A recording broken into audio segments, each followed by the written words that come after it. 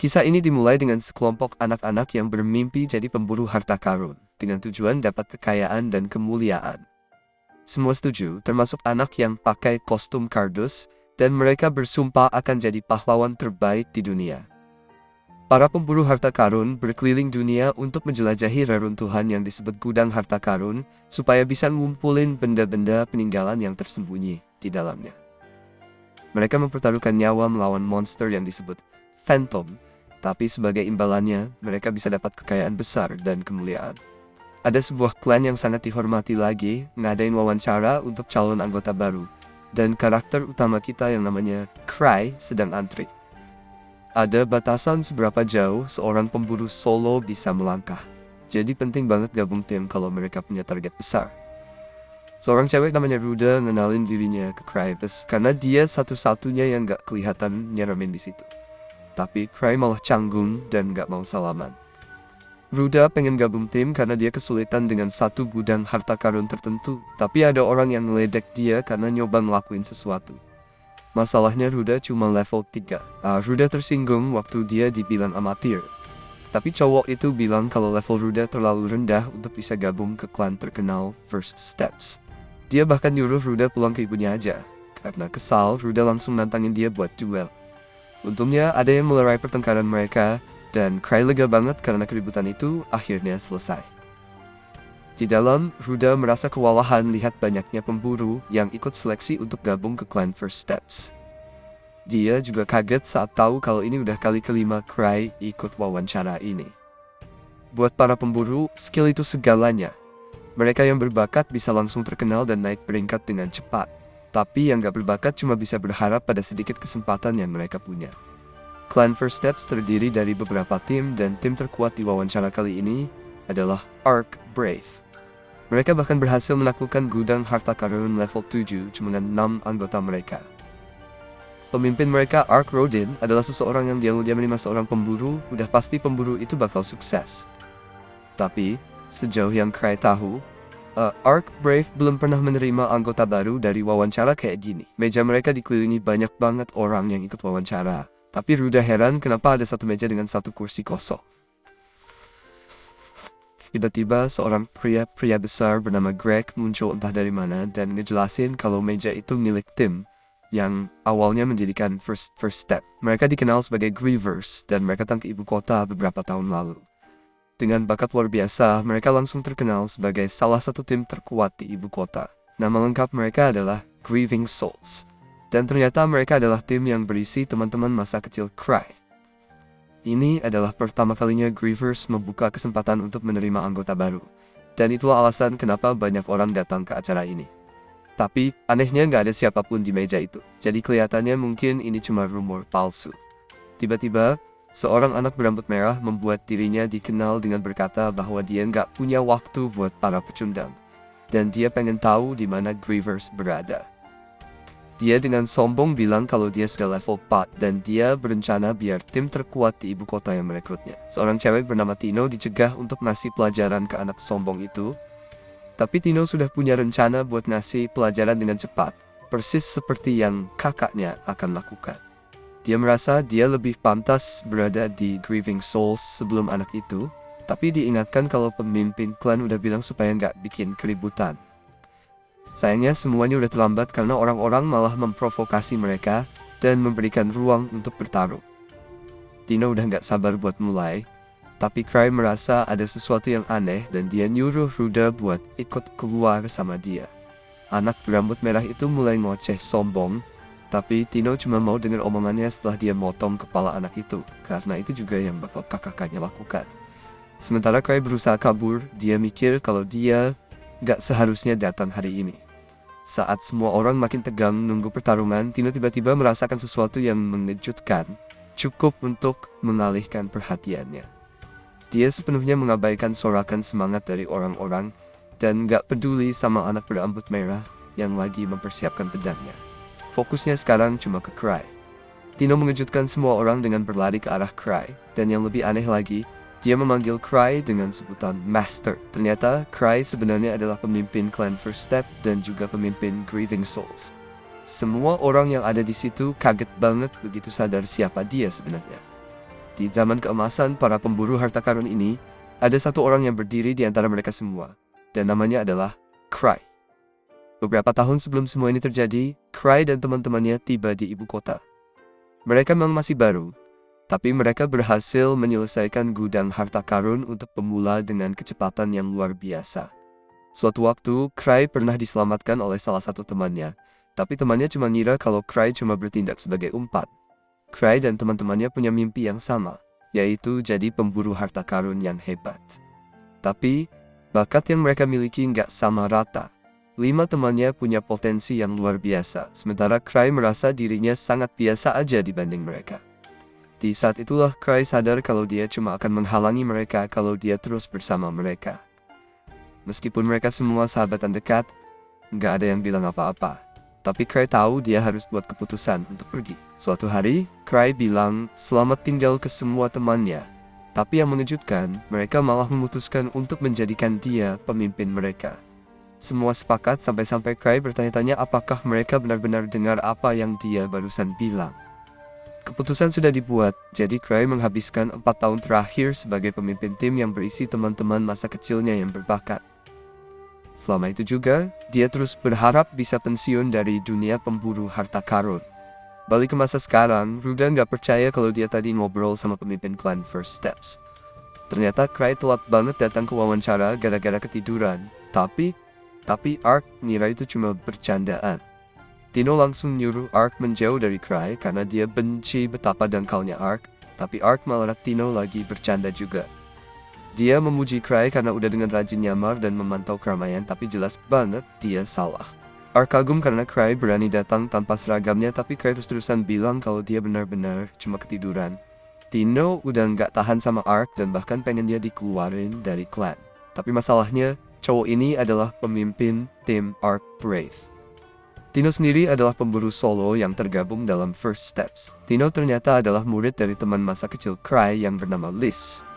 Cry bilang kalau nggak ada tempat buat Otamba baru di Grieving Souls, tapi dia dapat ide.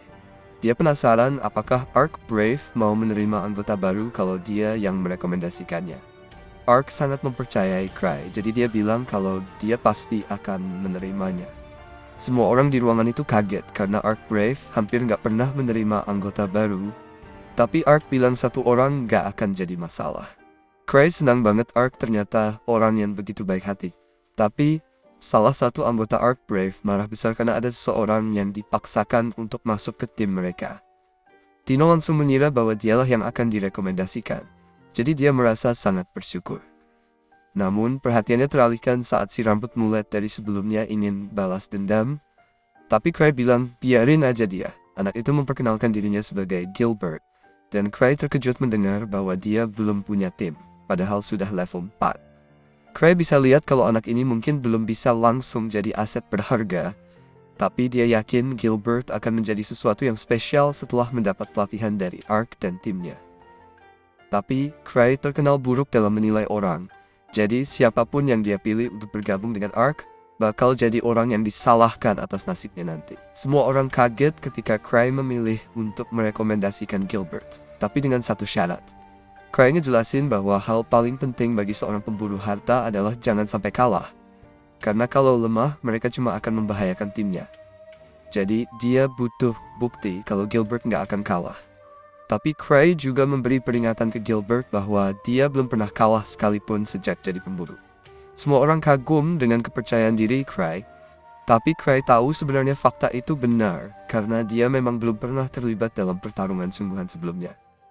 Cry nggak berencana untuk bertarung langsung kali ini juga. Dia malah bikin semuanya lebih seru dengan mengumumkan bahwa siapapun yang berhasil mendapatkan cincinnya akan direkomendasikan untuk bergabung dengan Ark Brave. Dia memulai kegilaan ini dengan memberikan cincin itu ke Gilbert. Tino langsung menendang si rambut mulet tepat di wajahnya, membuat cincin itu terlepas dari tangan Gilbert.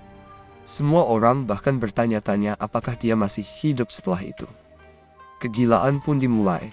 Semua orang berlomba-lomba mendapatkan cincin itu. Cry juga memberitahu mereka bahwa cincin itu sebenarnya adalah sebuah relik, dan siapapun yang berhasil mendapatkannya bisa menyimpannya. Saat kekacauan makin menjadi-jadi, Cry pamit kedua orang yang dia temui sebelumnya dan memutuskan untuk pulang. Keesokan harinya, Cray dikasih tahu kalau dia masuk berita utama. Dia bikin keributan besar yang akhirnya membuat seluruh tempat acara meledak. Wakil pemimpin klan, Ava, mendengarnya, dan Cray langsung nyuruh dia pakai dana dari Ark Brave untuk membayar biaya perbaikan. Ava berpikir Cray terlalu bergantung sama Ark, tapi Cray sendiri nggak begitu ambil pusing. Ark orangnya santai banget, jadi Cray juga ingin Ark yang bicara dengan asosiasi penjelajah yang marah-marah karena kejadian kemarin. Asosiasi penjelajah sebenarnya ingin bicara langsung sama Cray, tapi Cray malas keluar tanpa pengawal. Lebih parahnya lagi, relik penyamarannya juga rusak. Relik penyamarannya itu disebut wajah bolak-balik, yang bisa bikin penggunanya punya wajah apa aja yang mereka inginkan. Ava meyakinkan Cray kalau nggak bakal ada yang menyerangnya di siang hari, jadi akhirnya Cray setuju untuk pergi. Saat sampai di asosiasi penjelajah, Cray langsung memohon belas kasihan dan minta maaf karena bikin keributan besar.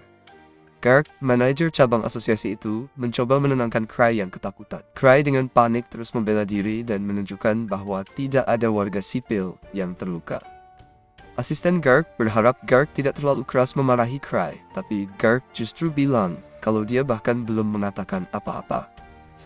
Gark lalu menjelaskan bahwa meskipun belum ada yang secara resmi mengajukan keluhan tentang insiden tersebut, klan seperti First Step tetap harus memberi contoh yang baik untuk para pemburu lainnya. Dia nggak bisa membiarkan Cray lolos begitu saja tanpa hukuman. Asosiasi penjelajah sering mendapat banyak pekerjaan, dan sebagian dari mereka membayar sangat sedikit. Masalah lainnya adalah ada pekerjaan yang sangat sulit sampai-sampai nggak ada yang mau melakukannya. Para pemburu menyebut pekerjaan seperti itu sebagai tugas remeh. Gark berencana menghukum Cray dengan salah satu tugas remeh itu, dan kesal saat Cray terlihat seperti mau menolak. Tapi Cray langsung menjelaskan bahwa dia terima hukuman itu, tapi dia juga menegaskan kalau apa yang dia lakukan kali ini sebenarnya nggak terlalu buruk. Cray mulai melihat-lihat buku tugas remeh dan berniat memilih tugas yang mudah saja, yang nantinya bisa dia lempar ke Ark. Akhirnya dia menemukan tugas level 3 yang menurutnya sempurna, yaitu tugas pengambilan jenazah. Tapi seorang gadis di sana segera mengoreksi dan bilang kalau itu sebenarnya adalah misi penyelamatan. Dia berharap Cray tidak bercanda tentang para pemburu yang tidak selamat. Setelah Cray pergi, Gark terkesan dengan Cray karena dia benar-benar memilih misi yang paling berbahaya. Ketika Cray kembali ke rumah klan, dia terkejut mendengar bahwa semua orang di klan sedang melakukan sesuatu. Tino muncul dan mengungkapkan bahwa dia berhasil mendapatkan cincinnya karena dia tak ingin siapapun menyentuhnya, dan dia senang mendengar bahwa dia benar-benar bisa menyimpannya. Tino terlihat terkejut saat Cray bertanya apakah dia sedang tidak ada jadwal, dan dia dengan antusias menjawab bahwa dia belum pernah merasa lebih bebas dalam hidupnya. Tino jelas-jelas berharap Cray akan mengajaknya berkencan, tapi Cray justru ingin dia membantu menyelesaikan tugasnya. Tino langsung lari secepat mungkin, tapi Cray menggunakan rantai houndingnya untuk menangkapnya. Tino merasa sangat kecewa karena dia cuma pengen pergi makan es krim bareng Cray. Alih-alih dia malah dibebani dengan tugas yang sangat berat. Yang lebih parah, dia hanya level 4 dan gak mungkin bisa menyelamatkan 5 orang sendirian.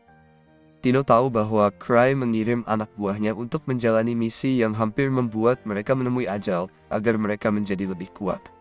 Tapi dia memohon pada Cray untuk tidak berlebihan dengan pelatihan ala Spartan seperti ini. Cray pun setuju bahwa dia tidak seharusnya pergi sendirian. Tino berharap ini berarti Cray akan pergi bersamanya. Tapi dia sangat kecewa ketika Cray justru mempertemukannya dengan para pemburu yang dia temui sebelumnya. 6 tahun yang lalu, waktu kelompoknya Cray pertama kali sampai di ibu kota, mereka mau masuk ke asosiasi buat resmi daftar sebagai pemburu. Tapi pas sampai di depan pintu, Cray tiba-tiba ragu. Luke bilang, udahlah, nggak usah kebanyakan mikir, kamu sendiri yang usul buat jadi yang terbaik di ibu kota. Tapi sebenarnya, Cray bukan khawatir soal kekuatan teman-temannya. Dia takut kalau dia yang justru bakal ngerepotin mereka. Luke bilang, jangan ngomong yang aneh-aneh deh. Lalu dia langsung buka pintu asosiasi sambil teriak kalau dia adalah pendekar pedang terkuat di dunia. Liz nggak mau kalah. Dia bilang kalau dia adalah pencuri terkuat di dunia. Setelah masuk dengan gaya kayak gitu, udah nggak ada jalan buat mundur. Akhirnya Cray maju ke meja resepsionis buat daftar kelompok mereka. Tapi dalam hatinya dia pengen bikin mereka nyesel udah pilih dia jadi pemimpin. Jadi pas disuruh milih nama buat kelompok, dia sengaja pilih nama yang gothic banget tanpa alasan, dan bilang nama kelompoknya adalah Grieving Soul. Teman-temannya awalnya mikir namanya terlalu suram dan sedih, tapi waktu Cry coba pakai itu buat alasan mundur jadi pemimpin, mereka malah berubah pikiran dan bilang kalau mereka suka sama nama itu. Di masa sekarang, Cry manggil semua orang yang dia pengen operin kerjaannya buat rapat. Greg masih nggak percaya kalau Cry beneran jadi Guildmaster dari Grievers. Meski susah dipercaya, Cry ngakuin posisinya itu, yang berarti dia juga terkenal sebagai Thousand Tricks, sosok yang semua orang pernah dengar. Di asosiasi, kalau pemburu udah capai prestasi tertentu dan punya nama besar, mereka dapat nama spesial dan jadi kayak selebriti. Cry dapat julukan Thousand Tricks. Tapi Gilbert nggak percaya Cry ngomong jujur karena Thousand Tricks seharusnya jadi orang terkuat di ibu kota. Sedangkan Cry kelihatan kayak orang yang nggak pernah latihan. Tino langsung ngebelain Cry dan bilang kalau justru Gilbert yang terlalu lemah buat ngerti kekuatan Cry. Walaupun Cry sendiri nggak tahu kekuatan apa yang dimaksud. Soalnya dia disebut yang terkuat cuma gara-gara teman-temannya selalu kasih pujian yang berlebihan. Terlepas dari itu, Cry nanya apakah Gilbert dan yang lain mau nerima tugas ini. Tapi Gilbert tetap nggak mau nerima permintaan dari Cry karena dia masih nggak percaya kalau Cry adalah yang terkuat di kota ini. Greg berusaha menghentikan Gilbert untuk ngomong karena siapa tahu apa yang bakal terjadi kalau orang terkuat di ibu kota marah. Tapi Gilbert cuek aja dan malah nyolok jari ke hidung Greg. Karena kelihatannya Gilbert nggak mau ikut campur, Cry pun menyerah buat meyakinkan dia dan langsung pindah ke Greg. Greg senang banget terima permintaan Cry, jadi tinggal Ruda yang belum jawab. Karena misinya ada di sarang serigala, Cry mikir ini bakal cocok banget buat Ruda yang emang udah punya rencana buat nyelesainnya.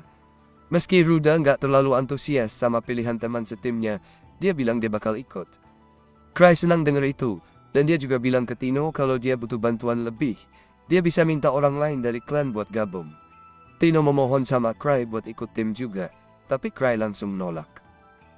Setelah urusan timnya Tino beres, Cry pun muter badan buat pergi. Tapi Gilbert nggak suka diabaikan gitu aja sama Cry, jadi dia mutusin buat nantang Cry duel, dan kalau dia kalah, dia bakal gabung tim. Cry nggak suka banget ditantang duel, jadi dia cari solusi gampang dan setuju buat duel. Tino senang dia bakal ikut tim, tapi dia nggak suka kalau Cry ngacangin dia. Tapi Cry setuju buat duel dengan syarat Tino yang bakal bertarung sebagai penggantinya. Tino nggak masalah sama pengaturan itu. Apalagi dia udah kesal banget sama Gilbert yang berani menghina dan meragukan gurunya. Dia juga ngelihat ini sebagai kesempatan buat nunjukin ke Cry betapa fleksibelnya dia dengan sudut-sudut kamera yang keren. Gilbert mungkin kemarin udah kena pukulan Tino sampai mukanya penyok, tapi dia bilang waktu itu dia cuma kaget aja. Dan kali ini, dia nggak bakal kalah. Setelah ngalahin Tino, dia bakal menantang Cry selanjutnya. Cry mulai kesal dan gak ada niatan buat bertarung sama sekali hari ini. Tapi karena Gilbert kelihatan pede banget, Cry kasih tahu kalau Tino itu level 4, sama kayak dia. Tino nambahin, bilang kalau nggak mungkin dia kalah dari orang kayak Gilbert, dan buat nunjukin kekuasaannya, dia langsung ngejatuhin senjata-senjatanya ke tanah. Ruda dan Greg mulai khawatir. Karena meskipun Tino lebih kuat, bertarung tanpa senjata bakal bikin dia berada di posisi yang nggak menguntungkan. Dalam situasi normal, Tino pasti bakal menang. Soalnya walaupun level mereka sama, Tino dapetin semua levelnya dari misi-misi solo yang dia jalanin sendiri. Tino punya banyak pengalaman bertarung lawan manusia, jadi dia harusnya bisa menang meskipun tanpa senjata. Tapi masalahnya, Gilbert punya Perpetual Flame Sword, senjata yang cukup kuat buat ngebalik keadaan kalau dia bisa pakainya dengan benar. Atau itu bakal jadi masalah kalau aja dia nggak buang pedangnya dan milih bertarung tangan kosong juga.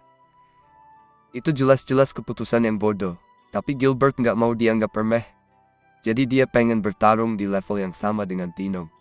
Tino sekarang makin yakin dia bisa menang. Dia bahkan bilang setelah ngalahin Gilbert, dia pengen pergi makan es krim bareng Cry. Pas pertarungan dimulai, Tino langsung nyerang dan coba mukul wajah Gilbert. Gilbert berhasil nolak serangan pertama, tapi dia tetap kena tendangan di wajah yang bikin dia terpental, persis kayak kemarin. Sepertinya pertarungannya udah selesai, tapi yang bikin salut, Gilbert bangkit lagi dan nyerang balik. Walaupun gak banyak yang dia bisa lakuin, dia langsung kena kunci leher dan susah buat kabur. tapi paling nggak dia punya semangat juang. Meskipun butuh usaha keras, Gilbert akhirnya bisa bebas dari kuncian Tino. Tapi sayangnya, begitu bebas, dia langsung kena pukulan ke belakang kepala dan jatuh ke tanah lagi. Gilbert jelas nggak bakal bangkit lagi kali ini. Jadi Tino mulai merayakan kemenangannya dan ngucapin terima kasih ke Cray karena udah bantu dia jadi sekuat ini. Padahal Cray sebenarnya nggak pernah melatih dia.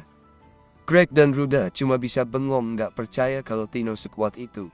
Dan Gilbert juga nggak bisa terima kenyataan kalau ada yang lebih kuat dari dia. Sejak pertama kali megang pedang, Gilbert udah tahu kalau dia ditakdirkan buat jadi pemburu. Selama dia latihan, dia dengan mudah melampaui skill para pendekar pedang profesional. Dan ketika dia udah cukup umur buat daftar jadi pemburu, dia datang ke ibu kota dan bikin kelompok kecil buat mulai bersihin ruang bawah tanah. Sampai sekarang dia belum pernah merasakan kekalahan. Tapi meskipun dia nggak suka sama Gilbert, Tino tetap menghargai fakta kalau dia adalah pendekar pedang yang kuat. Jadi, dia nyemangatin Gilbert buat ngambil pedangnya lagi kalau dia masih mau lanjut bertarung. Gilbert nolak karena harga dirinya, dan Tino kecewa karena harga diri yang bodoh kayak gitu cuma bakal bikin dia mati. Meski Gilbert benci ngakuinya, Tino benar. Dan kalau ini pertarungan sungguhan, dia pasti udah mati berkali-kali. Gilbert harus menghadapi kenyataan kalau dia nggak sekuat yang dia pikir. Tapi tiba-tiba Cray manggil dia dan nebak kalau Gilbert mungkin keluar dari kelompok lamanya gara-gara perbedaan kekuatan. Gilbert kaget banget karena Cray beneran tepat. Dan Cray jelasin kalau masalah serupa juga pernah muncul di kelompoknya. Meskipun dia nggak pergi walaupun mungkin dia pengen. Gilbert salah paham dan mikir kalau itu berarti Cray jauh lebih kuat dari semua temannya di Grieving Soul, kelompok terkuat di ibu kota. Dan itu bikin dia punya pandangan baru tentang apa artinya jadi yang terkuat. Lalu, Cray ngeliat pedang Gilbert dan ngasih ketukan ringan buat lihat apa yang bisa dilakuin pedang itu. Api langsung keluar dari pedangnya sesuai perintah Cray, dan Gilbert terpana. Selama dia punya pedang itu, dia nggak pernah berhasil ngeluarin api sebesar yang Cray hasilkan, apalagi mengendalikannya dengan sebaik itu. Dan Cray bahkan nggak perlu megang gagangnya buat ngelakuinnya. Di dunia ini, monomaterial adalah zat inti, dan meskipun ada di mana-mana, itu nggak bisa dilihat dengan mata telanjang. Namun, di dalam ruang harta karun, monomaterial terkondensasi menjadi berbagai bentuk fisik, meskipun masih banyak yang belum dipahami tentang itu. Sarang serigala putih adalah salah satu dari ruang harta karun itu, dan katanya di dalamnya muncul serigala hantu yang berlumuran darah. Cray merasa lega karena dia mengirim yang lain dan gak perlu turun sendiri ke sana. Alpha bertanya apakah Cray yakin itu ide yang bagus untuk mengirim pemburu yang belum berpengalaman ke sarang serigala, tapi Cray yakin itu gak masalah karena sarangnya cuma level 3 dan keempatnya cukup terampil. Selain itu, dia juga mau ngucapin terima kasih ke Alpha atas informasi tentang Gilbert, karena reaksi Gilbert pas Cray nebak-nebak soal masa lalunya benar-benar lucu. Alpha senang bisa membantu, tapi dia juga dengar gimana Cray pakai relik milik Gilbert dengan gampang banget. Dan dia penasaran gimana Cray bisa melakukannya. Cray menjelaskan kalau reliknya cukup sederhana, jenis yang bisa Cray kendalikan dengan cepat. Bahkan Gilbert, yang kurang pengalaman, bisa pakai itu tanpa banyak latihan. Jadi menurut Cray, apa yang dia lakuin gak terlalu mengesankan. Meski begitu, gak ada yang lebih disukai Cray selain ngumpulin relik, jadi dia serius mempertimbangkan buat nanya ke Gilbert apakah dia mau jual pedangnya. Tapi Alpha langsung menghentikan ide itu karena Cray terus-terusan menghabiskan banyak anggaran buat ngoleksi relik. Koleksinya udah segunung, jadi dia gak ngerti kenapa Cray masih pengen punya lagi. Cray jelasin kalau setiap relik itu unik dengan caranya sendiri. Jadi meskipun dia udah punya lebih dari 20 cincin relik, dia selalu bisa butuh lebih banyak. Alpha sadar kalau dia nggak bakal bisa bikin Cray ngerti. Tapi meskipun penghasilannya lumayan besar, dia nggak bisa biarin Cray ngabisin semuanya buat beli relik. Semua keuntungan dari Party Grieving Soul dibagi rata di antara anggota, nggak peduli seberapa besar kontribusinya. Jadi meskipun Cray jarang banget ngelakuin sesuatu, dia tetap dapat gaji besar di akhir bulan. Cray nggak mau berhenti ngoleksi relik, jadi pas dia nyadar kalau salah satu reliknya butuh diisi ulang, dia pakai itu sebagai alasan buat kabur dari obrolan dengan Alpha. Cray pergi ke salah satu anggota asosiasi dan minta tolong buat bantu isi ulang reliknya dengan sihir. Dan mereka senang hati membantu karena Cry selalu banyak membantu mereka. Saat relik Cry diisi ulang, orang itu cerita ke Cry tentang hantu liar yang muncul di jalan utara dan menghancurkan sebuah karavan. Dia bilang Cry harus menyingkirkan hantu itu. Ada 3 pemburu level 3 yang menjaga karavan, jadi hantu itu pasti kuat banget. Sekarang, Kesatria Ordo ketiga lagi merekrut untuk kelompok pembasmi. Laporan bilang kalau hantu itu adalah serigala. Dan lokasi hantu itu nggak jauh dari sarang serigala putih. Jadi bisa dipastikan serigala itu berasal dari sana. Mungkin ada banyak serigala yang muncul. Jadi itu berarti sarangnya sekarang pasti penuh sama musuh. Dan siapapun yang sial ada di sana bakal mengalami waktu yang buruk. Cry coba menenangkan pikirannya dan berpikir bahwa kelompok Tino mungkin baik-baik saja. Tapi orang-orang yang duduk bersamanya mulai ngomongin tentang betapa kuatnya monster-monster di sarang serigala putih yang belakangan ini jadi lebih kuat. Jadi asosiasi berpikir untuk naikin level ancaman di sana. Bahkan kelompok Lancer level 5 udah hilang default itu. Jadi nggak mungkin orang yang levelnya di bawah 5 bisa menghadapinya. Sekarang Cry jadi khawatir banget dan memutuskan buat ngecek quest yang dia terima sebelumnya. Baru nyadar kalau dia seharusnya menyelamatkan Lancer level 5 dan kelompoknya itu. Dia seharusnya baca detail quest itu sebelum ngirim Tino dan yang lainnya ke sana. Tapi sekarang udah terlambat buat manggil mereka kembali. Orang-orang di meja mulai ngeliat Cry yang aneh. Jadi mereka nanya ada yang salah nggak? Dan dia bilang dia sebenarnya udah ngirim Tino ke sarang serigala putih. 2 orang itu langsung ngeri karena Cry ngirim Tino yang cuma level 4. Ke Vault yang bahkan kelompok level 5 aja nggak bisa kalahin. Mereka menganggap Cry pasti tahu betapa berbahayanya tempat itu dan ngirim Tino ke sana sebagai bagian dari latihannya. Karena guru yang bertanggung jawab mana ada yang ngirim muridnya ke misi mematikan kayak gini tanpa nyelidikin dulu. Cry tiba-tiba bangkit dan bilang ada sesuatu yang mendesak yang perlu dia urus.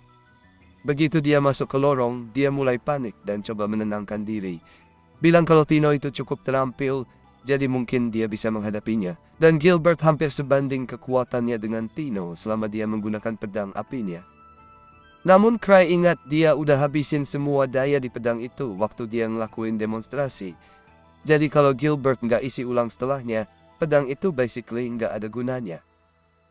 Sementara Tino dan yang lainnya mendekati sarang serigala putih, Cry masih nggak tahu apa-apa dan mereka mulai merasakan aura berbahaya meskipun belum sampai ke sarang. Tino udah nyangka bakal ada kejadian kayak gini sejak Cry yang ngirim dia ke misi ini.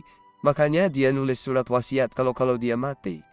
Meski dia yakin dia nggak bakal mati karena semua ini udah dihitung dengan sempurna sama Cry.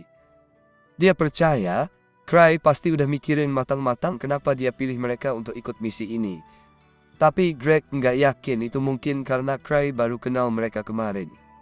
Gilbert setuju itu nggak mungkin.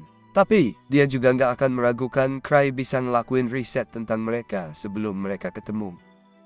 Bahkan insiden di pub kemarin mungkin juga bagian dari rencananya. Jadi meskipun misi ini jauh lebih berat dari kemampuan mereka, Tino yakin Cry nggak bakal ngirim mereka ke misi yang mereka nggak mungkin selamat. Sayangnya, itu persis yang Cry lakuin. Dan sekarang dia panik. Dia memutuskan untuk pergi dan nyelamatin mereka sendiri. Jadi dia masuk ke ruang rahasianya dan mulai ambil semua relik yang bisa dia bawa. Saat Cry mau pergi, Alpha melihatnya dan juga mengira Cry sengaja ngirim Tino ke misi berbahaya itu untuk menguji dia. Meskipun dia udah merencanakan agar Tino nggak dalam bahaya mati, Cry pasti sedikit khawatir. Jadi dia mau mengecek keadaan mereka. Alpha bahkan melihat Cry bawa relik lendir Shatori yang sebenarnya melanggar hukum kekaisaran, tapi Cry nggak tahu apa yang bakal dia hadapi. Jadi dia pengen siap-siap. Dia keluar ke balkon dan pakai relik wingsuit supaya bisa sampai ke sarang serigala putih secepatnya. Dan saat dia pergi, Alpha berharap dia bisa kembali dengan selamat, karena orang terakhir yang pakai wingsuit itu mati setelah nabrak dinding dengan kepala di depan. Sekilas kembali ke masa lalu 1 minggu setelah Grieving Souls terbentuk.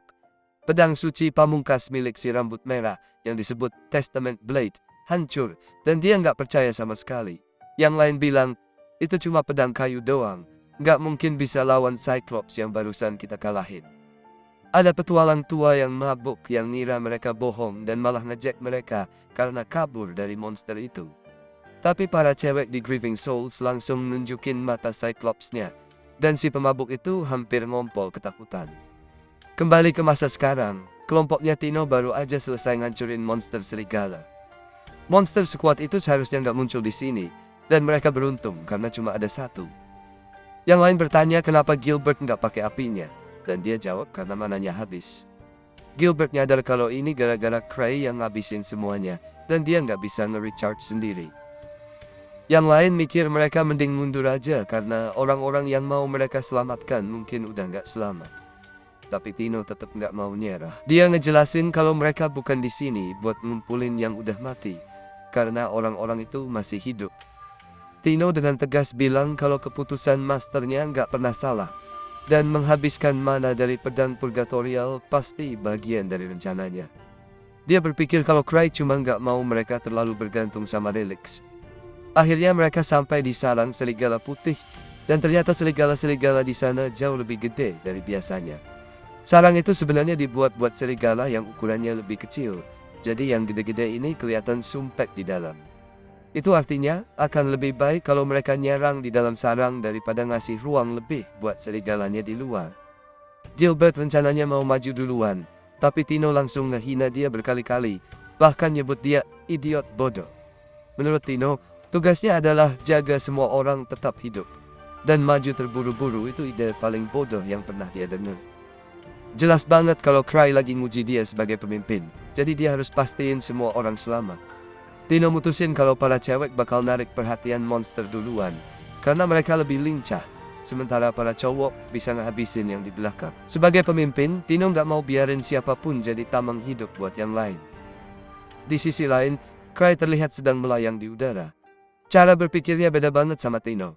Dia cuma berharap Tino masih hidup, dan kalau perlu, dia mau Tino pakai anggota tim lainnya sebagai tameng daging buat bertahan.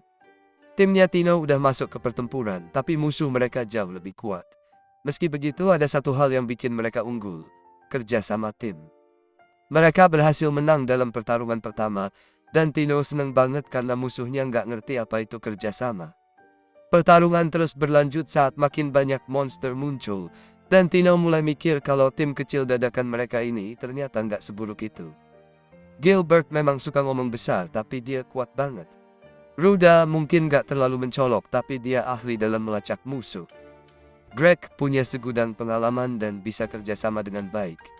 Tino memuji Cray karena udah nyusun tim yang bagus banget, bahkan sampai nyebut Cray kayak dewa. Flashback dikit.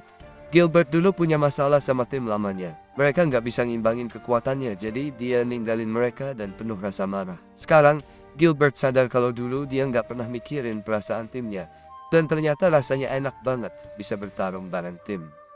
Setelah menang di pertarungan lagi, Gilbert bilang kalau dia baru aja mulai pemanasan.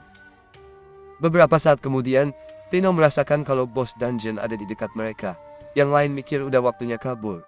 Tapi Tino bilang kalau mereka udah sampai sejauh ini tanpa luka sedikit pun, jadi harusnya mereka bisa ngalahin bos juga.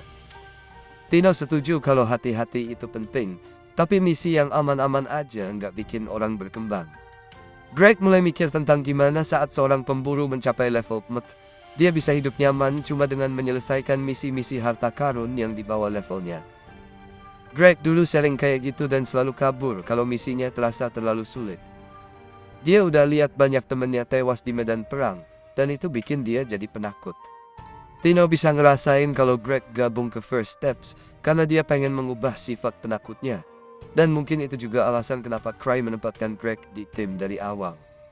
Tino yakin kalau Cray nggak asal nyusun tim ini secara acak, tapi dia bener-bener pengen nyelamatin orang-orang yang dianggap pecundang ini. Tino dengan penuh keyakinan bilang kalau Cray nggak pernah ngelakuin sesuatu tanpa alasan yang jelas, dan semua berjalan sesuai rencana sempurnanya. Ruda sekarang jadi percaya, dan dia penasaran banget apa alasan Cray memilih dirinya. Tapi Tino cuma nebak kalau Cray milih Ruda karena plot point besar yang dia punya. Di langit, Cray ketakutan karena dia merasa udah terlambat buat menghentikan Tino masuk ke dalam ruang harta karun. Dia panik karena relik terbang yang dia gunakan benar-benar nggak terkendali, dan dia memaki orang yang bikin benda itu. Saking liarnya relik itu, Cray sampai terpental langsung masuk ke ruang harta karun. Di dalam, timnya Tino ketakutan banget begitu ngeliat-liat bos dungeon karena ukurannya luar biasa besar. Mereka langsung lari sekencang-kencangnya, dan tentu saja Greg langsung mikir, kayaknya sekarang waktu yang tepat buat kabur. Tapi Tino nggak mau menyerah di salah satu ujian Cry, dan dia segera nyusun rencana. Dia nyadar kalau bosnya nggak pakai helm, jadi itu pasti titik lemahnya. Para cowok mulai ngasih serangan buat ngedistraksi monster raksasa itu. Dan Ruda kagum banget karena ngeliat Tino nggak pernah nunjukin rasa takut sedikit pun. Greg akhirnya berada di posisi berbahaya ketika pedangnya hancur.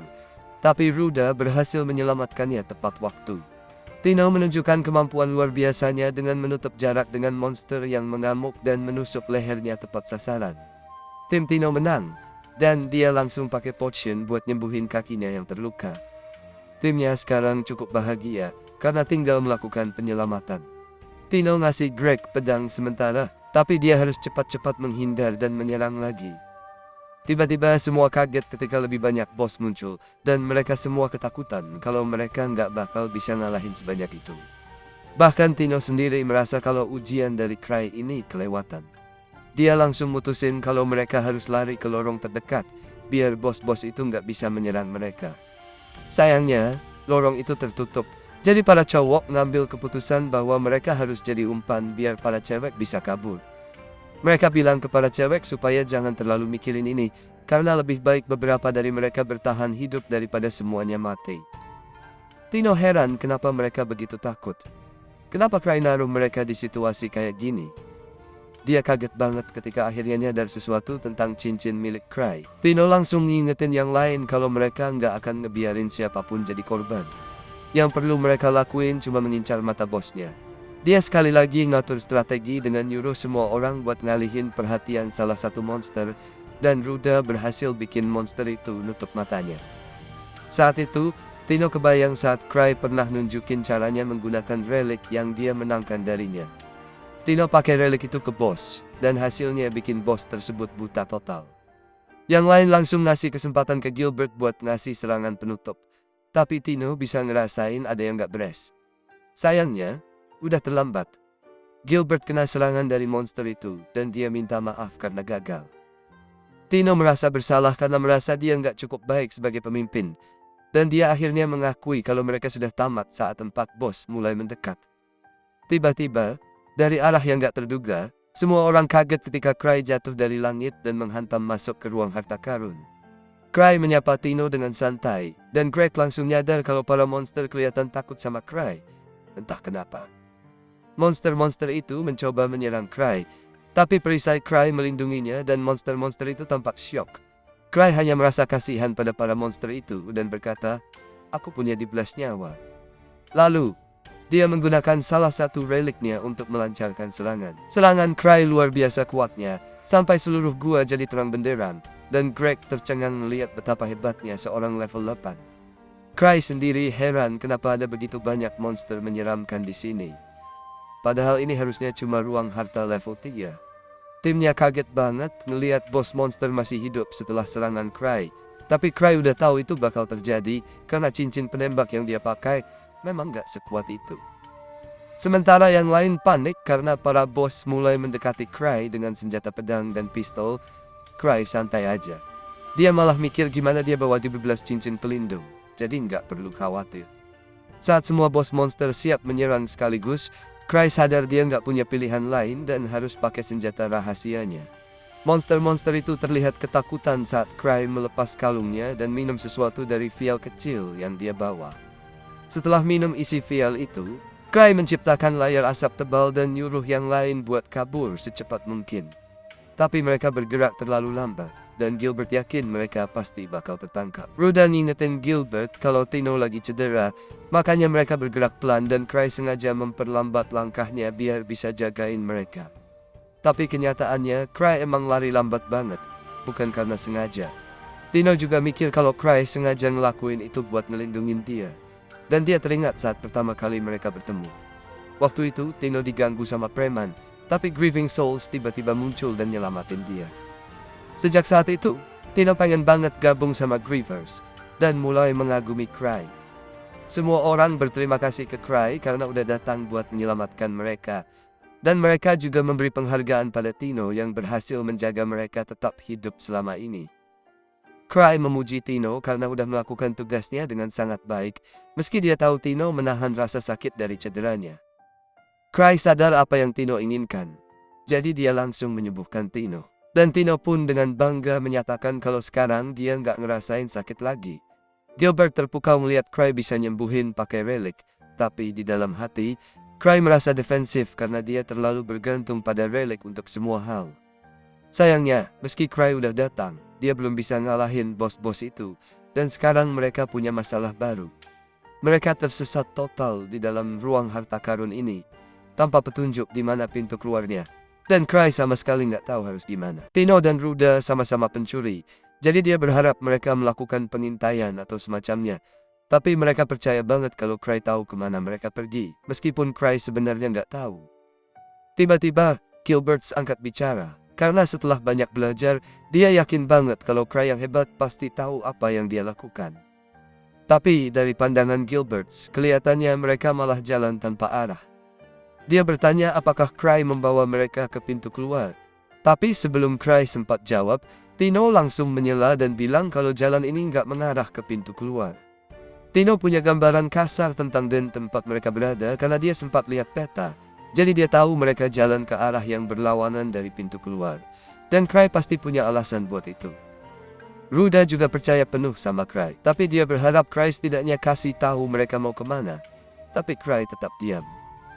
Akhirnya, mereka sampai di persimpangan jalan. Cry asal tebak aja jalan mana yang harus diambil. Tapi saat berbelok, semua orang kaget karena Cry ternyata membawa mereka langsung ke para pemburu yang terluka, yang sebenarnya mereka datang untuk selamatkan. Tentu saja Cry masih nggak tahu apa yang dia lakukan, tapi karena kelihatannya semua orang berpikir sama, dia jadi ikutan aja. Tapi waktu dia lihat mereka mulai merawat para pemburu yang terluka, dia terkejut karena Tino bisa menyadarinya. Padahal dia sendiri nggak akan pernah ngeh. Pemimpin kelompok yang terluka itu bernama Dave. Dan dia berterima kasih pada Tino karena sudah menyelamatkan mereka. Tapi Tino bilang kalau yang sebenarnya harus Dave ucapkan terima kasih itu Cry. Karena tanpa dia, mereka nggak akan bisa sampai ke sini. Cry coba bilang kalau dia cuma nebak-nebak arah aja. Jadi dia nggak pantas dipuji. Tapi nggak ada satupun dari mereka yang percaya. Dan mereka pikir Cry cuma rendah hati aja. Di luar itu, Ruda sudah memberikan beberapa ramuan kepada para pemburu yang terluka biar mereka cepat pulih. Tapi mereka masih kehilangan banyak energi karena sudah lama nggak makan. Tiba-tiba, Cry kepikiran solusi yang sempurna, karena kebetulan banget dia bawa tas ajaib. Di dalam tas itu ada hampir jumlah coklat tak terbatas. Tapi masalahnya tas itu cuma bisa nyimpen coklat. Jadi di luar situasi ini, tasnya cukup nggak berguna. Ray bilang ke Dave kalau dia senang, Dave baik-baik saja. Karena waktu dia pertama kali dengar kalau ada tim level 5 yang hilang di dungeon ini, dia khawatir kalau sesuatu yang buruk udah terjadi pada mereka. Dave bilang kalau mereka nyaris nggak selamat, dan Gilbert agak sulit percaya karena meskipun serigala-serigala itu kuat, nggak mungkin tim level 5 bakal kalah sama monster sekelas itu. Tapi ternyata, Dave nggak sedang ngomongin serigala. Dia lagi ngomongin tentang sesosok hantu kecil yang dilapisi tulang, yang sendirian bisa menghancurkan seluruh tim mereka. Apapun itu, makhluk itu adalah perwujudan dendam yang murni. Dia punya kendali penuh atas ruang penyimpanan di tempat ini. Jadi kemungkinan besar itu adalah kutukan bulan perak yang ada di dalam ruangan tersebut. Makhluk itu mewakili dendam dan kebencian semua monster yang pernah dibunuh. Dan karena kekuatan dari ruang penyimpanan itu, makhluk tersebut tumbuh semakin kuat, hingga menjadi monster yang benar-benar mengerikan.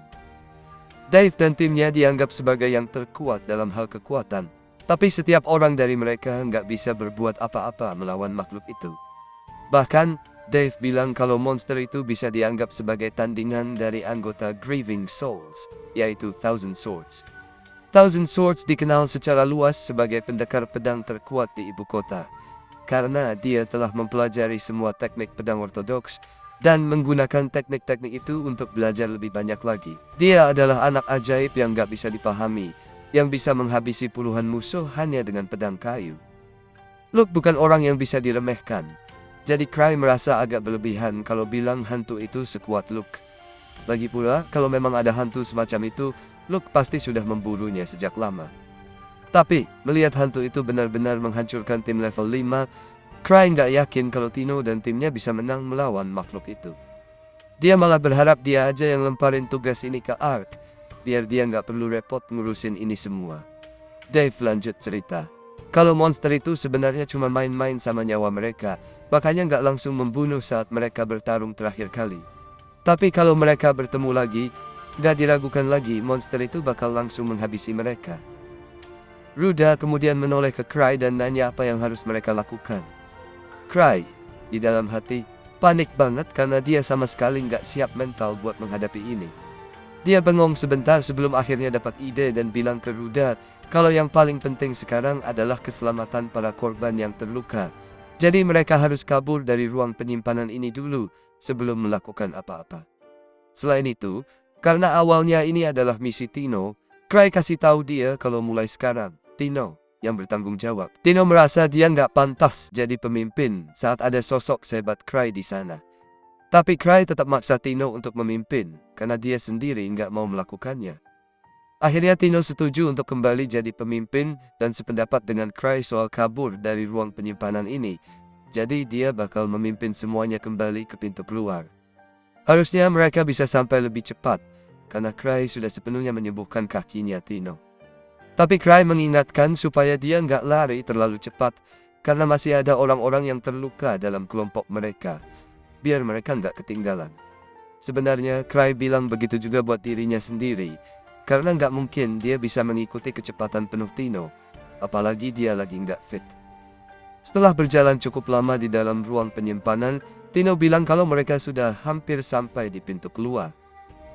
Mereka juga beruntung karena sejauh ini belum ketemu sama hantu mematikan itu. Tapi kalau makhluk itu muncul, Dave janji bakal jadi tameng buat semua orang, biar mereka punya waktu untuk kabur. Tino menenangkan Dave, bilang kalau itu nggak akan perlu, karena selama Cry ada bersama mereka, dia yakin semuanya bakal keluar dengan selamat. Meskipun begitu, Cry sendiri nggak yakin kalau semuanya bisa selamat keluar dari sini. Sebenarnya, Cry udah kepikiran buat kabur sama Tino dan ninggalin yang lainnya kalau monster itu benar-benar muncul. Tapi untuk sekarang, dia coba tetap optimis. Dia masih punya 5 cincin pelindung, jadi setidaknya dia bisa bertahan sebentar kalau terpaksa harus bertarung. Tapi, dia nggak punya artefak berguna lainnya.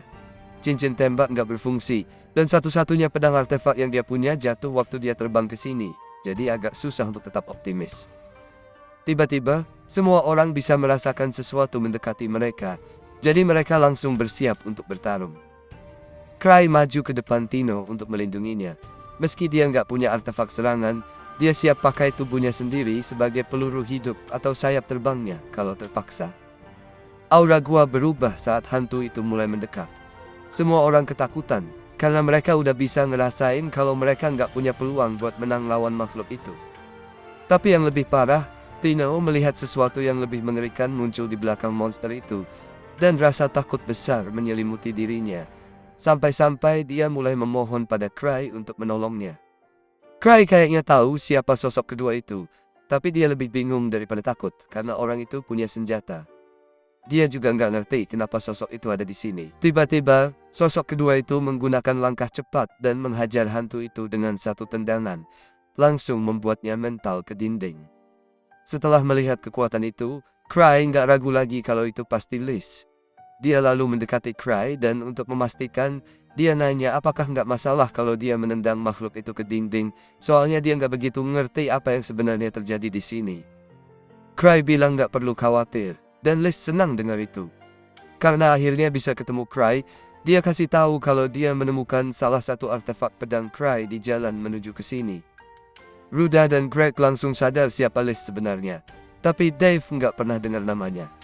Liz jadi marah karena dia nggak percaya ada pemburu yang nggak tahu tentang Grieving Souls. Liz sudah punya hari yang buruk sebelum sampai di sini, karena dia lari sepanjang jalan pulang cuma buat ketemu Cry. Tapi begitu sampai, dia dikasih tahu kalau Cry lagi pergi ke ruang penyimpanan ini. Awalnya dia pikir Cry terlalu khawatir, karena dia yakin Tino bisa mengurus misi ini sendirian. Jadi bisa dibayangkan betapa kecewanya dia saat tahu Tino nggak bisa mengurus ruang penyimpanan yang sekecil ini sendiri. Gilbert coba membela Tino dan jelasin kalau Tino nggak melakukan kesalahan, tapi Liz nggak mau dengar penjelasannya. Jadi, Liz langsung menendang Gilbert ke dinding, dan dia hampir sekarat gara-gara pukulan itu. Sekarang, setelah nggak ada lagi gangguan, Liz kembali fokus marah-marah ke Tino karena dianggap lemah dan nggak becus, padahal udah banyak latihan yang dia jalani. Tino langsung minta maaf sambil memohon pengampunan, dan Cry jadi nggak enak hati ngelihat ini semua, karena Liz bener-bener keras banget sama Tino.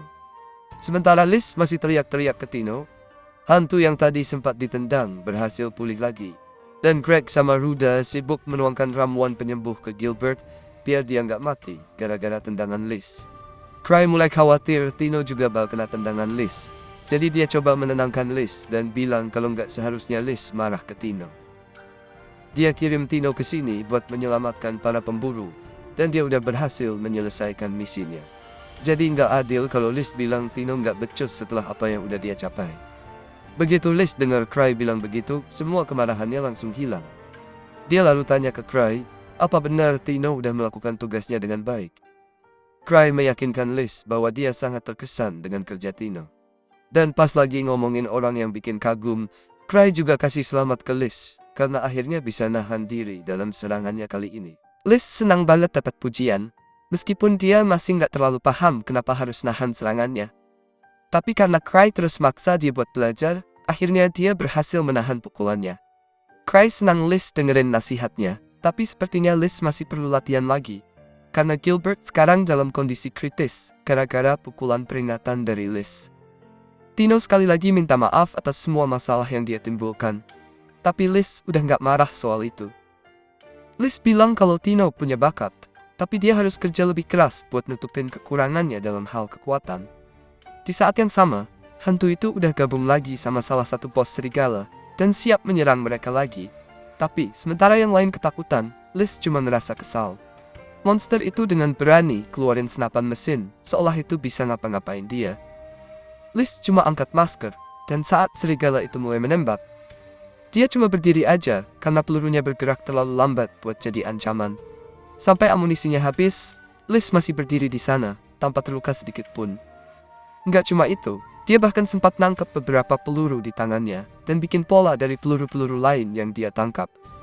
Liz udah nggak marah lagi, tapi begitu tahu kalau Tino sampai kalah lawan monster yang pakai senapan, kemarahannya langsung naik lagi. Bahkan lebih dari sebelumnya. Liz udah bisa menghindari peluru sejak umur 10 tahun.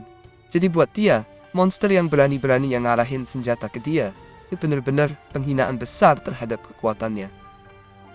Buat nunjukin betapa gampangnya ngalahin hantu kayak gini, dia langsung salto ke udara, dan pas turun, dia nendang tepat ke arah serigala raksasa itu, sampai terbelah dua dan meledak. Bener-bener nggak sulit sama sekali, jadi Liz nggak paham kenapa Tino nggak ngelakuin hal yang sama buat ngalahin serigala itu sejak lama. Sementara Liz lagi ngomong, hantu itu menarik pedangnya dan langsung menyerang ke arah Liz. Tapi seperti hantu yang pertama tadi, Liz ngerasa ini harusnya gampang banget buat Tino. Liz nangkep pedang hantu itu cuma pakai 2 jarinya. Lalu, dia angkat hantunya ke udara dengan lututnya dan mulai menghujani hantunya dengan pukulan bertubi-tubi. Sambil terus mukulin, Liz juga nyindir Tino karena terlalu lemah buat ngalahin hantu ini sendirian. Tino akhirnya nggak bisa nahan air mata dan mulai menangis. Dan Cry merasa kasihan padanya. Tapi ini sih udah jadi hal biasa kalau Liz jadi pelatih. Liz adalah pemburu tercepat di dunia, dan kecepatan luar biasanya bikin dia dapat julukan bayangan tertekan. Setelah semuanya selesai, Tino, Greg, Ruda, dan Gilbert kumpul di guild, dan Gilbert ngasih tahu mereka semua kalau dia pengen ngasih pedang apinya ke Cry. Dia merasa selama ini terlalu bergantung sama pedang itu, jadi dia berniat untuk melatih tubuhnya dari nol, sampai bisa nangkep peluru kayak Liz. Yang lain sih pada mikir dia nggak akan pernah bisa melakukannya. Tapi kalau dia serius mau jadi kayak Liz, Tino merasa dia harus tahu sesuatu tentang masker yang mereka pakai. Semua orang berpikir Cry sengaja bikin ini buat nyesuaiin rasa kelompoknya. Tapi kenyataannya, 6 tahun yang lalu saat dia pesan masker untuk Grieving Souls, dia lupa untuk memotong lubang mata. Jadi, setiap anggota kelompok basically berantem dalam keadaan buta terus. Saat ini, Cry lagi sibuk nyari slime-nya si Tree. Tapi kok nggak ketemu-ketemu juga. Akhirnya, dia mutusin buat nyerah aja. Terus Cry keinget setahun lalu si Tree Smart pernah nitipin slime-nya ke dia, karena ngerasa aman kalau ditinggal di tangan Cry. Ternyata level sertifikasi si Tree itu 2. dia juga seorang alkemis, dan kadang tingkahnya agak nyentrik.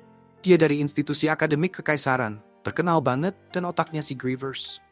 Dulu, dia juga pernah dijuluki alkemis paling jempolan, dengan julukan tak terbatas.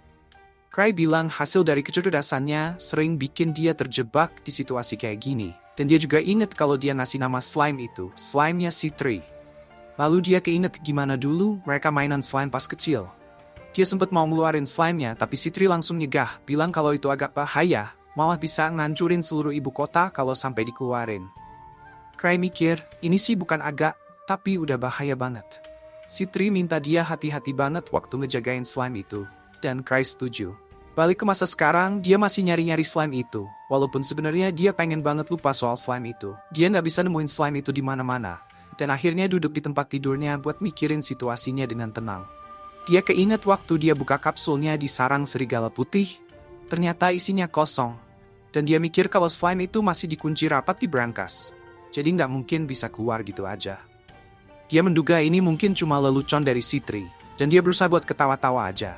Walaupun sebenarnya dia udah nggak mau mikirin ini lagi.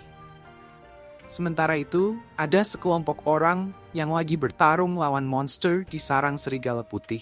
Dan mereka sadar kalau monster-monster di sini lebih kuat dari yang seharusnya. Cewek di antara mereka berpikir kalau tugas ini nggak bakal mudah, dan si cowok bilang emang mungkin susah. Tapi investigasi ruang harta karun ini penting banget buat negara. Dia juga ingat kalau Thousand Tricks terlibat dalam hal ini, dan mereka ngerasa pasti ada sesuatu yang serius yang lagi terjadi di sini. Di markas Footprints, Cry kelihatan capek karena nggak bisa tidur nyenyak. Dia ketemu sama Eva, dan dia kasih tahu kalau mereka dapat kabar dari asosiasi soal sarang serigala putih. Cry lalu nyuruh Eva untuk hubungi Tino aja, soalnya Tino yang mimpin misi itu. Eva sebenarnya mau melakukannya, tapi dia nggak bisa karena Tino lagi sibuk latihan sama Liz. Cry pun ganti topik, nanya ke Eva apakah ada gerakan aneh di ibu kota kekaisaran. Eva kebingungan, bertanya gerakan apa yang dia maksud, dan Cry cuma bilang kalau nggak ada apa-apa sih, bagus. Eva bilang dia bakal cari tahu soal itu, mikir kalau Cry lagi kasih kode soal sesuatu. Tapi Cry bilang nggak perlu, mungkin cuma imajinasinya aja. Dia lalu bilang mau cek keadaan Tino. Dan Eva ngasih tahu kalau Tino lagi latihan di basement level 2. Cry pun pergi, dan Eva mikir, kayaknya tadi Cry beneran kasih kode soal sesuatu. Dia ingat gimana Cry bisa nebak bencana alam kayak gempa bumi atau kelainan di ruang harta karun beberapa kali sebelumnya, dan mulai penasaran apa yang mungkin terjadi di ibu kota. Dia nggak tahu kalau sebenarnya Cry bisa nebak bencana-bencana itu mungkin karena dia juga ada andil di balik kejadian-kejadian itu. Setelah itu, kita lihat Cry di basement level 2, di mana ada banyak pemburu yang nunggu di luar ruang latihan, nunggu giliran. Salah satu dari mereka, Sven Anger, seorang pemburu level 6, minta Cry buat nyetop Liz. Para pemburu nggak bisa pakai arena latihan gara-gara Liz. Cry cuma bilang kalau urusan bertarung lawan monster bukan keahliannya. Sven ngasih tahu dia kalau cuma Cry yang bisa nyetop Liz sekarang, soalnya Ansem dan Lucia lagi nggak ada. Sven juga heran kenapa Liz tiba-tiba balik sendiri, dan Cry bilang kalau dia udah menjinakkan semua jebakan dan sampai ke ruang bos, tapi bosen dan balik lagi. Sven gak habis pikir gimana dia bisa bosen di ruang harta level 8, dan penasaran banget sama mental baja para Grievers. Tapi, Sven singkirin pikiran itu dulu, dan dia bilang kalau mereka nggak nyetop Liz sekarang, Tino bakal mati. Cry ngerasa kalau itu nggak bakal kejadian karena manusia nggak mati semudah itu.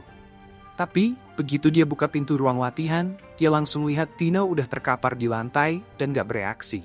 Liz malah meledek Tino, nyuruh dia bangkit, nanya apa ini semua yang dia bisa.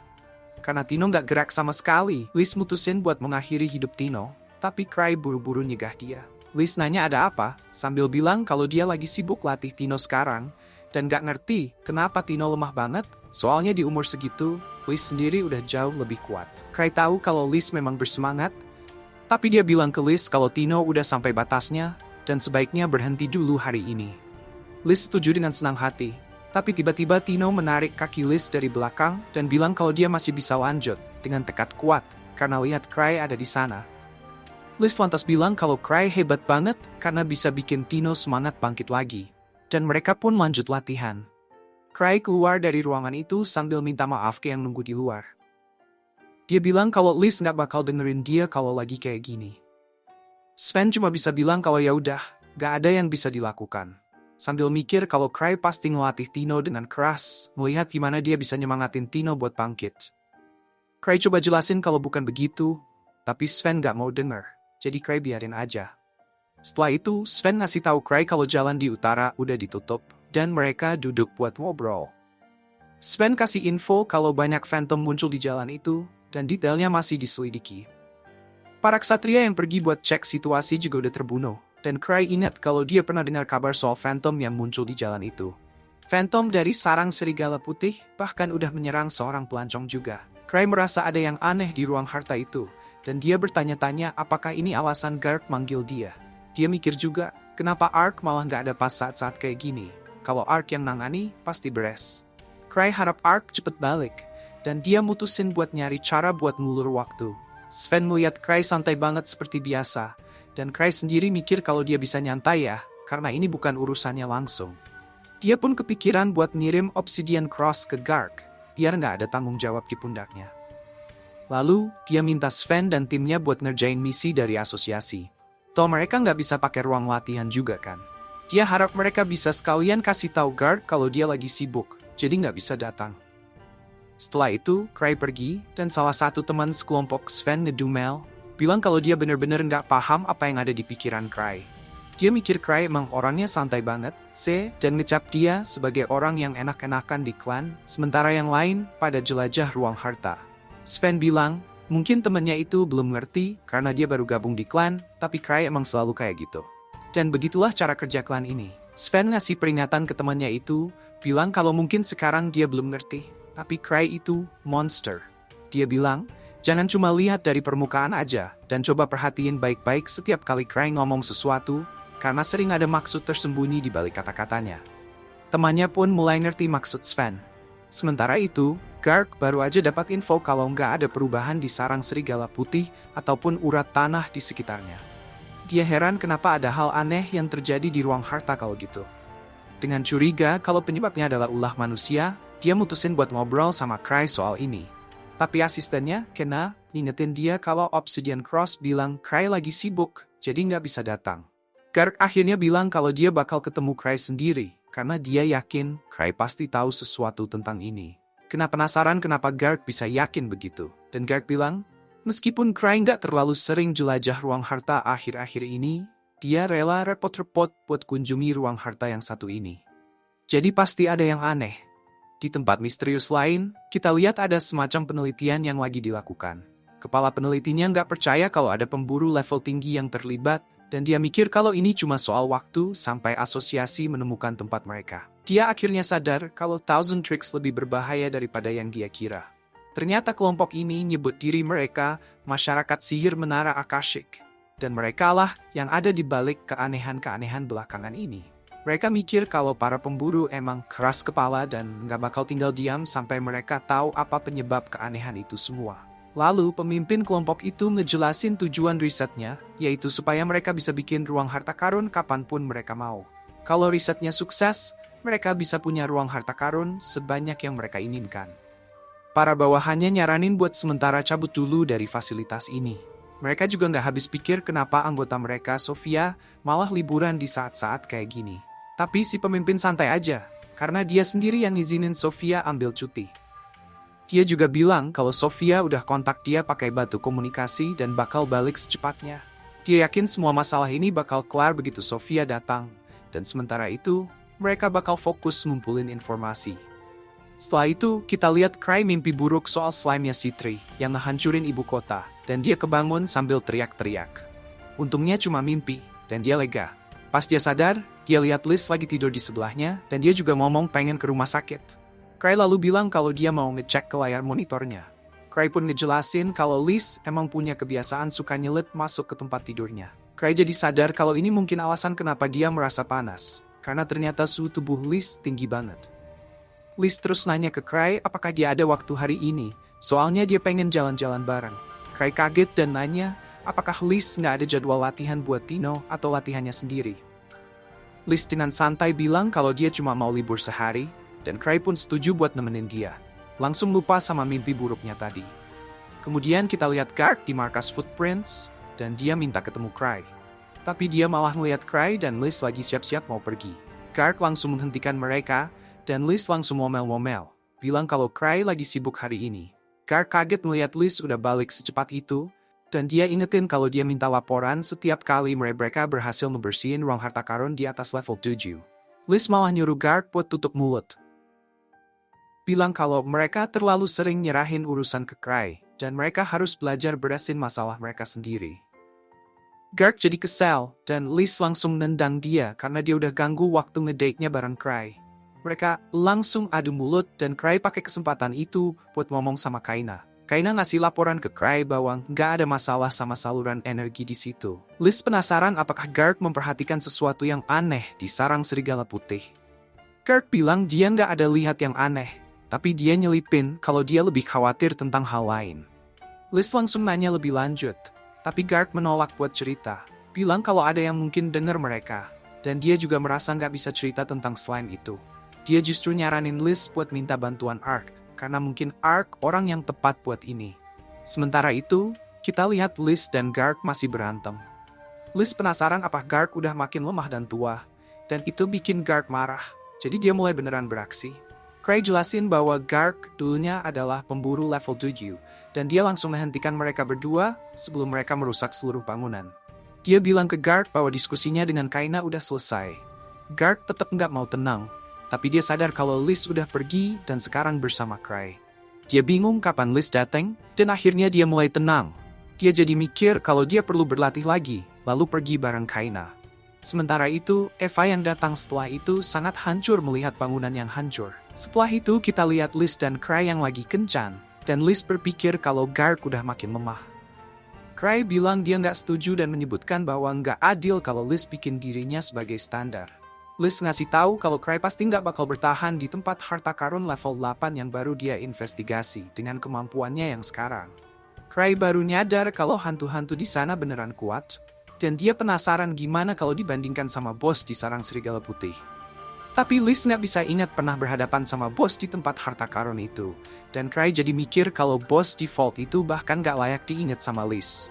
Cry mulai khawatir kalau Citri dan yang lainnya masih di Vault level 8 itu, dan dia berharap mereka cepet balik, karena dia pengen Citri melakukan sesuatu sebelum slime itu bikin masalah. Liz ngerasa Cry kelihatan murung, jadi dia nanya, kalau Zabrudia hancur, kamu mau ngapain? Cry jawab dia nggak tahu, dan Liz langsung bilang, aku bakal kabur sama kamu, dan kali ini kita harus pergi ke negara tropis, karena dia belum pernah melihat laut. Cry berpikir kalau Liz benar-benar optimis, tiba-tiba Liz menangkap seorang pria yang memperhatikan mereka. Cry minta agar dia membiarkannya pergi, dan pria itu langsung lari begitu Liz melepaskannya. Liz curiga apakah Cry memang sengaja membiarkannya kabur, dan dia nggak percaya seberapa bagus akting Cry. Cry bingung sama apa yang dia bicarakan. Sementara itu, kita lihat pria itu bersembunyi di tempat persembunyiannya. Bingung bagaimana Liz bisa menyadari keberadaannya. Dia juga mikir kenapa Cry membiarkannya pergi, dan bertanya-tanya seberapa banyak mereka tahu tentang semua ini. Di tempat lain, seorang gadis mendekati pemimpin para peneliti yang tadi, yang bernama Noctus Cochlear, dan dia memperkenalkan dirinya sebagai Sophia Black. Dia minta agar Noctus mau mengambilnya sebagai murid, karena dia sangat tertarik dengan pekerjaannya. Melihat semangatnya, Noctus setuju dengan permintaan darinya.